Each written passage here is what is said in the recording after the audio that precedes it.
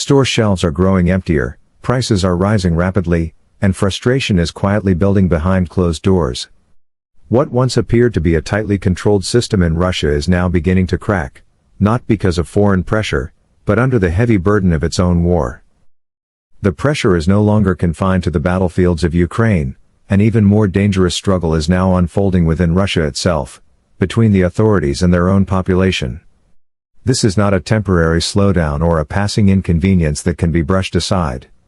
It is a full-scale domestic shock that is steadily seeping into daily life, felt in household kitchens, rising utility bills, shrinking grocery options, and increasingly strained bank accounts across the country.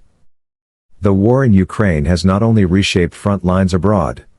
It has detonated the economic foundation inside Russia itself. Prices are climbing in nearly every essential category. Shortages are becoming routine.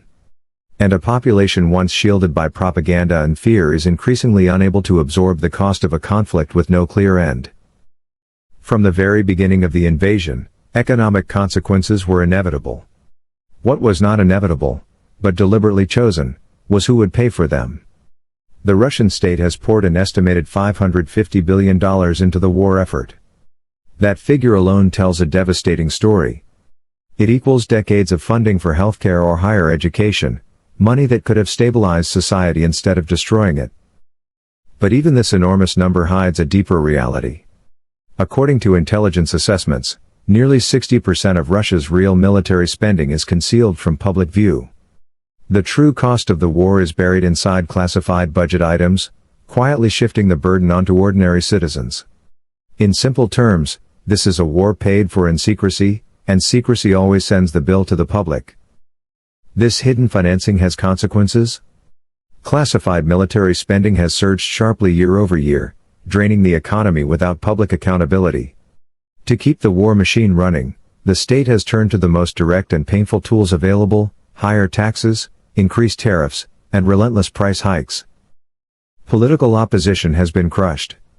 Even mild criticism can be punished as treason. But economic pain cannot be censored. It shows up every time families shop for food, pay for heat, or fill their cars with fuel. From 2022 through 2025, prices have risen continuously, with no pause and no recovery phase. What began as inflation has hardened into permanent pressure on daily life. One of the most explosive areas has been utilities. After losing access to European energy markets, state energy companies shifted their losses onto domestic consumers. Utility tariffs surged dramatically, with more increases already planned. Heating, electricity, and gas, basic necessities, have become heavy financial burdens, especially in colder regions where survival depends on them. When warmth becomes a luxury, loyalty disappears. Fuel prices followed the same trajectory.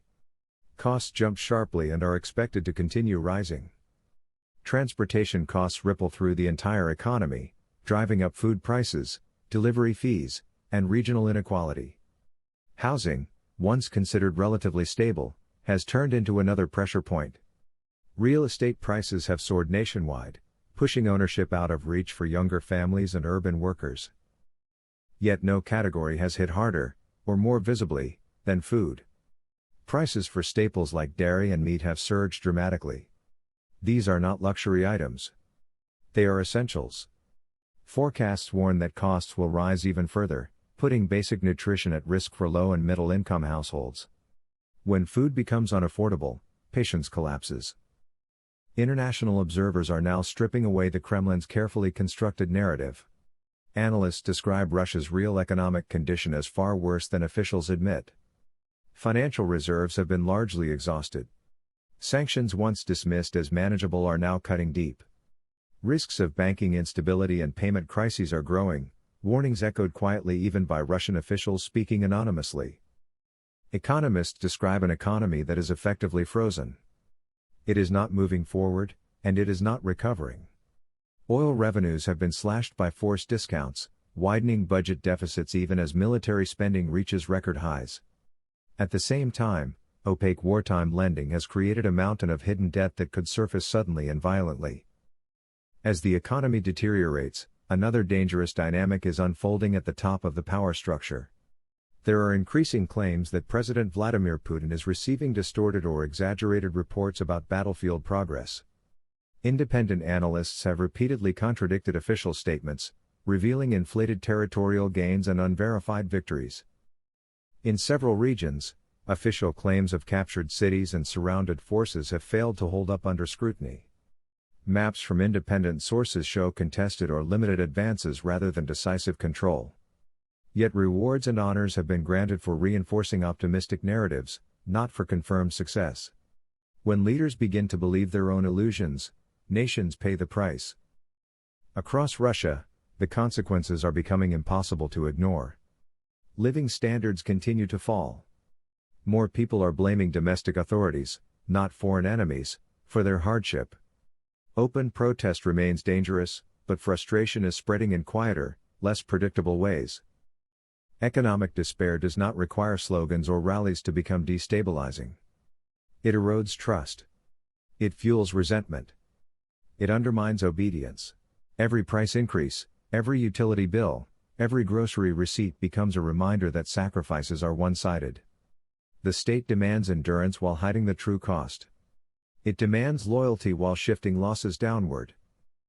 History shows that authoritarian control weakens fastest when hunger and cold take hold. What makes this moment especially volatile is timing. Economic buffers are gone. The war shows no clear path to resolution. Sanctions are tightening. And the population has already absorbed years of rising prices with no relief in sight. Revolts rarely begin with ideology. They begin when daily life becomes unbearable, when survival feels harder than resistance, and fear of authority competes with fear of the future. Russia is approaching the threshold. The Kremlin may still command the security services, the courts, and the airwaves. But it cannot command the price of food, the cost of heat, or the limits of public patience.